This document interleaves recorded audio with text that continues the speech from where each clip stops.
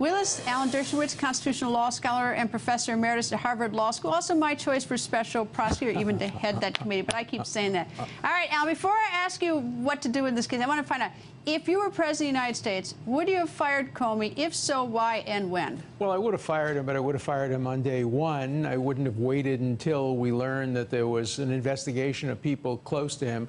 Comey disqualified himself from serving as head of the FBI. He lost his credibility, both with Democrats and Republicans. Both were being very selective in their criticism. You know, if you hurt me, I criticize you. If you hurt my enemy, I praise you. So there's enough hypocrisy on both sides to go around on this one. But I think he lost his credibility, and he should have resigned. I had called for his resignation months ago when the campaign. Should President Obama have fired him? If so, when? Yes, he probably should have fired him, probably right after the election during his lame duck period. It would have been a perfect time to do that.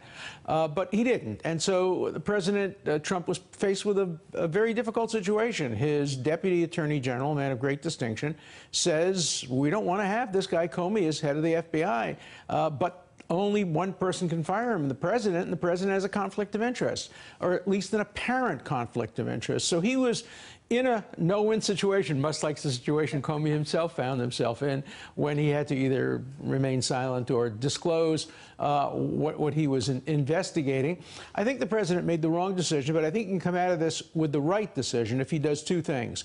If he appoints somebody absolutely above reproach, somebody even tougher with greater integrity than Comey, who will pursue the investigation. And second, if he supports a special investigative commission, not an independent or special prosecutor, because I don't think we have probable cause yet that crimes have been committed. But I think we need a special investigating commission appointed by Congress that could then make the decision whether to recommend a special prosecutor. But it's too early for a special prosecutor, but it's the perfect time for an independent commission to be appointed now.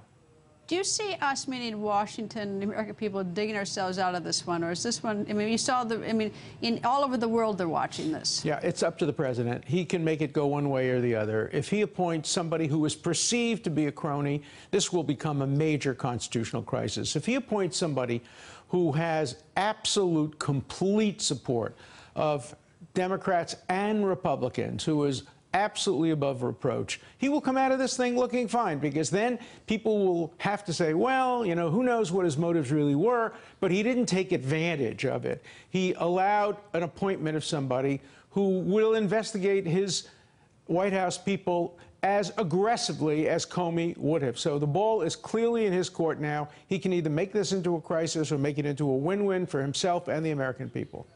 Alan, always nice to see you. Hope you get the job. Thank you. No, I don't want it. That's why you'd be good for it. Hey there, I'm Chris Hayes from MSNBC. Thanks for watching MSNBC on YouTube. If you want to keep up to date with the videos we're putting out, you can click subscribe just below me, or click over on this list to see lots of other great videos.